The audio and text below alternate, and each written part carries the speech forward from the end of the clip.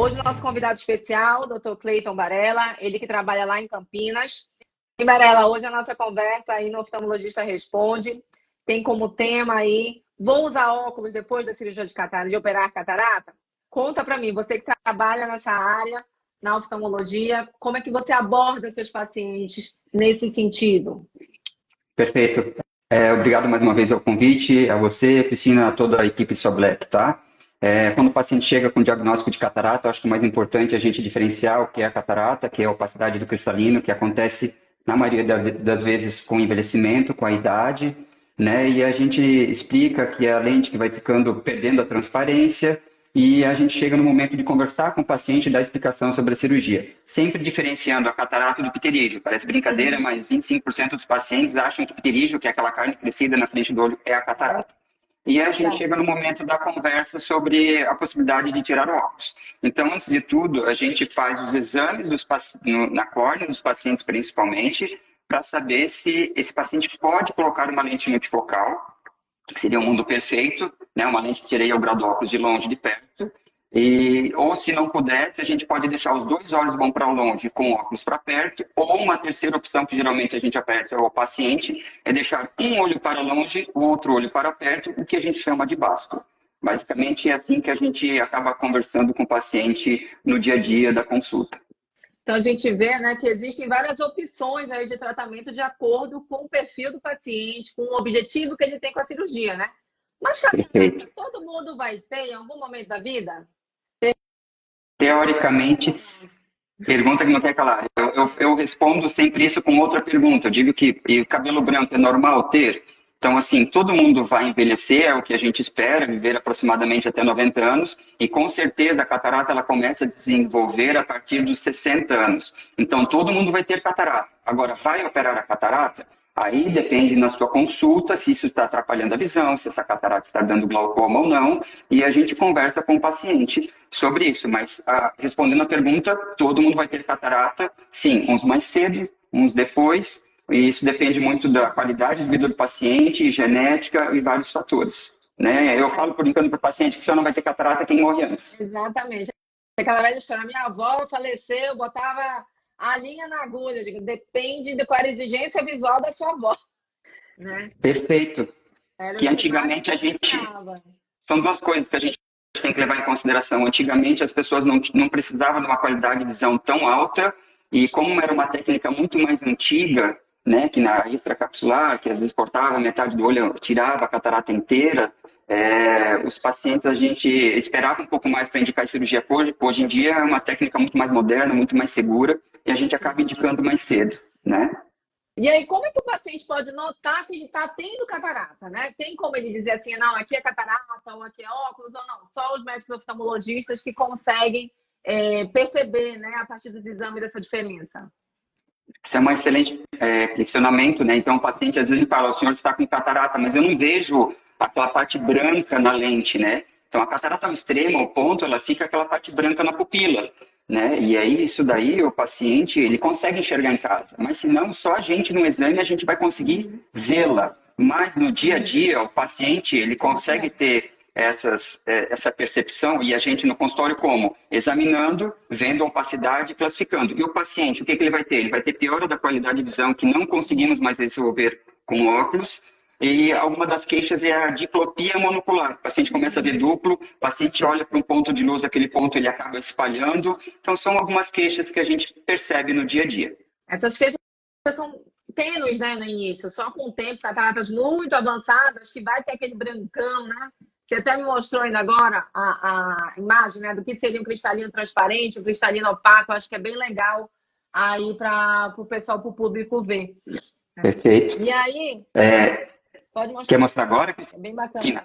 Pode mostrar. Então, aqui nada mais é do que um olho, uma forma anatômica, né? E a gente sempre fala que o olho funciona igual máquina fotográfica. Então, na parte da frente nós temos lentes, que seria a córnea, né? E o cristalino que está aqui, a retina, que funciona como um filme. E com o passar do tempo, esse cristalino, que recebe esse nome por ser transparente, né, ele começa a ficar amarelado na maioria das vezes. Né, ele muda de cor.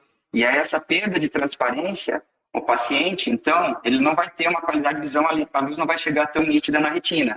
E aí temos que tirar essa lente suja, amarelada, né, que perdeu sua transparência, e colocar uma nova. Lembrando que isso daqui nada mais é do que proteína. Eu comparo muito com os pacientes com clara de ovo. A clara de ovo ela é toda transparente. Se você pegar um garfo e bater, essa proteína ela desnatura. Então é a mesma coisa que acontece aqui. É uma desnaturação proteica do cristalino que fica amarelo e vira catarata. Tá? E lembrando que pode ter várias formas. Essa é a mais comum, que é da idade, que é a senil, né, ou a nuclear. Mas temos tipos corticais, que ela começa a crescer de fora para dentro. Nós temos também a subcapsular posterior, que pode acontecer, geralmente é mais comum aqui por causa do paciente com diabetes, ou por trauma ocular, ou uso excessivo de corticoide, né? Temos aí a madura completa, ou a branca, que aí fica muito mais fácil o paciente perceber no dia a dia. Então, às vezes acontece, o paciente diz, não, mas eu não tenho catarata, porque eu não tenho a pupila branca. Não, mas a gente só vê nesses casos a parte branca. Exatamente. Então, só o médico oftalmologista que pode lhe orientar com relação ao diagnóstico. E a gente sabe que coloca uma lente, né, no local do cristalino, né? Esse tipo de grau, o grau que esse cristalino possui, antigamente a gente não conseguia colocar as lentes. Então ficava aquele óculos super grosso que todo mundo já viu, fundo de garrafa. Com essas lentes atuais, é possível corrigir qualquer tipo de grau? Qualquer tipo de grau, a gente não pode dizer que sim, porque tem casos tão extremos no mundo que alguns pacientes a gente não consegue chegar perto do zero. Mas eu vou te falar que 99% das vezes, sim, tá? Então, sempre que a gente fecha o diagnóstico de catarata no consultório, a gente gosta de dilatar a pupila, fazer um mapeamento, olhar bem a retina para ver se está tudo bem por completo. E a gente pede basicamente exame de análise corneana para saber a cerotometria, que é uma das partes mais importantes, que é saber como que é essa córnea do paciente, certo? Essa parte da frente. E o tamanho do olho, basicamente. Com isso, temos exames altamente, muito modernos, que eles conseguem, com muita precisão, dizer o grau da lente que tem que ser implantada nesse local, conforme a sua marca, para a gente deixar o paciente do jeito que a gente quer. Zerado para longe, para perto, tirar o óculos de longe, de perto, tá? E esse exame é a biometria ótica. O tempo de cirurgia de um olho para o outro, existe algum critério que você utiliza aí no seu dia a dia para escolher o primeiro olho? É sempre o direito ou o esquerdo? Como é que funciona? Isso eu acho que vai muito na conversa com o paciente, porque tem os pacientes que só tem um olho e não tem muito o que fazer. Tem paciente que tem um olho muito bom e outro muito fraco desde nascença. Então, esse olho que opera, digamos que é muito fraco, ele vai operar e não vai melhorar muito.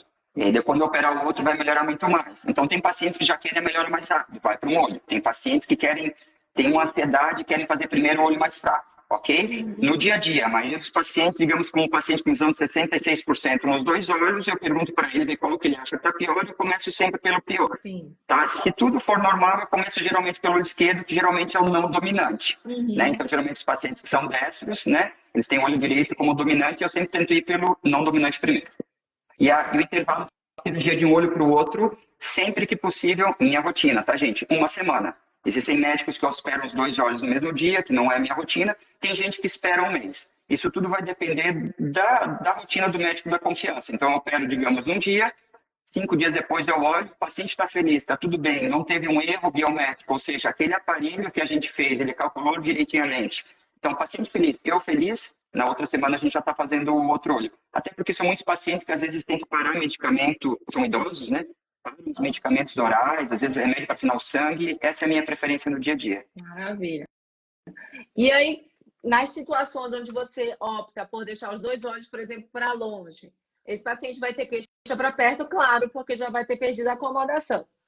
Esse paciente ele pode utilizar lente de contato depois? Ou só óculos, né? Às vezes o paciente tem alguma outra comorbidade, né? Tipo ceratocone. E aí não é possível o uso das lentes prêmios. Ou de acordo com a exigência visual dele, a gente também não coloca as lentes prêmios. Esse paciente depois pode usar lente de contato sem problema nenhum? Pode usar lente de contato depois da cirurgia sem problema nenhum, tá? Então, primeiro a gente começa a conversar sobre um paciente com uma córnea normal, em que ele colocou uma lente monofocal, ficou excelente para longe e vai ficar com dificuldade para perto. Esse paciente ele pode usar o óculos, ele pode colocar uma lente de contato num olho monofocal para transformar o olho que é bom de longe para perto, ou ele pode até colocar uma lente multifocal para ficar bom para longe e para perto de uma forma temporária, tá? Depois a gente começa a conversar dos outros pacientes em que tem uma córnea patológica, né? Então, que a parte na frente do olho é uma forma muito irregular, torta. Às vezes a gente opera a catarata, mas ele ainda não tem uma qualidade de visão boa porque ele tem uma doença. A mais comum é o ceratocone. Então, a gente opera a catarata, tenta deixar o melhor possível para longe e após a gente coloca uma lente de contato rígida nesses casos para melhorar a qualidade visual, para ele poder ter o potencial de 100% nos olhos. Maravilha. E a cirurgia laser, né? O Excimer Laser? Nessas situações em que sobra um pouquinho de grau, alguma coisa, você costuma fazer ou não? Hoje em dia, os aparelhos são muito, mas muito precisos. Então, é muito raro, em olhos normais, a gente ter erro biométrico. Na verdade, não é um erro. O aparelho calcula o que for possível. Mas a gente imaginar 1 milímetro de um olho de diferença no aparelho pode mudar quase 3 graus no resultado final refrativo. Mas quando isso acontece, em casos extremos, geralmente são córneas doentes, a principal dificuldade está aqui, ou olhos muito longos, a gente pode sim fazer um laser sobre a córnea para tentar regularizar esse grau residual. Não está errado, pode acontecer, tá? Então, isso é uma maneira da gente aprimorar ainda mais algo que já é super fiel, né? Com relação à refração final desse paciente na catarata, que é muito bacana, né? Para quem busca esse resultado, né? Aí tem uma exigência visual aí mais apurada. Muito interessante. E criança, pode ter catarata? Já que a gente pode. É idoso, né? Todos nós teremos em algum momento. Estou ansiosa que achem algo para eu não ter. Até Bom, a catarata pode vir já. A catarata pode vir já desde a intrauterina, já, né? Então a gente chama de cataratas congênitas. Então crianças sim podem nascer com catarata unilateral ou bilateral. Depois ela pode se desenvolver por doenças inflamatórias durante a juventude, uveites, que são mais comuns. A forma traumática não é difícil, o paciente tomar uma pancada no olho, um trauma penetrante ou perfurante, né, contuso, o paciente pode desenvolver catarata, sim, entre outras causas. Então, a mais comum é a senil. Vou colocar que é 95% a 99% dos dias, né, os pacientes que estão com 65, 70 anos. Mas ela pode se desenvolver desde o nascimento.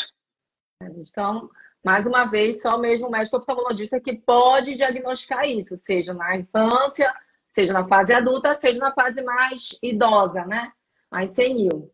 E para evitar catarata, já existe algum milagre? Me conta, se você já descobriu algo. Vamos lá, evitar catarata, assim, se a gente for parar para prevenção, eu acho que o principal que a gente tem hoje em dia é cuidar com a radiação ultravioleta. Então, sempre que for o sol extremo, óculos escuro, tá? E tudo que fizer bem para o corpo vai fazer bem para o olho. Então, se você tiver uma glicemia aumentada, cuidar bem da glicemia, né? Isso é muito importante. Cuidar com os medicamentos, corticoides, cuidar com traumas oculares, sempre que fizer alguma atividade que corre um risco de ter uma lesão no olho, usar um óculos. Agora, não tem nenhum medicamento em seres humanos hoje que você utiliza que quando o paciente já tem a catarata, ou seja, quando a proteína já está desnaturada, que a gente consiga voltar ao normal. A única coisa é a cirurgia. Mas tudo isso, cuidando bem da vida no dia a dia, cuidando com glicemia, cuidando com os remédios que você toma, cuidando com a radiação ultravioleta, basicamente é o que a gente pode fazer. Existe muito fator genético também, né? Então, isso dele a gente não pode mudar muito. Eu sempre digo meus pacientes que a gente mora aqui no Brasil, a nossa incidência de luz ultravioleta é absurda, né? Tanto que nós somos os países, assim, com catarata hoje, ainda hoje, no nosso país, a principal causa de cegueira reversível, né? Sim. E vem junto a questão da carne crescida, do pterígio aí, em especial no região norte, nordeste do nosso país, onde a incidência é mais alta ainda, e que realmente os pacientes confundem demais a diferença entre os dois, né? Então, sempre lembrando que o pterígio é externo e a catarata é interna. Não dá para a gente visualmente dizer qual é que o paciente está tendo. Pode ter, inclusive, os dois, né? Que não é incomum. Que não é incomum. Mas era basicamente isso, Cleiton. Maravilha, viu suas respostas. Eu tenho certeza que ajudou muita gente aí com as dúvidas que estavam tendo, pertinentes, né? E queria agradecer você, a sua participação. Espero encontrá-la em mais novas lives aqui com a gente. No Oftalmologista Responde às terças-feiras. Foi um prazer. Prazer mais uma vez, obrigado ao convite e até a próxima. Bem, gente, eu queria não posso deixar de falar para vocês, não deixe de nos seguir aí nas plataformas como o YouTube, Instagram, Spotify, só Black Visão.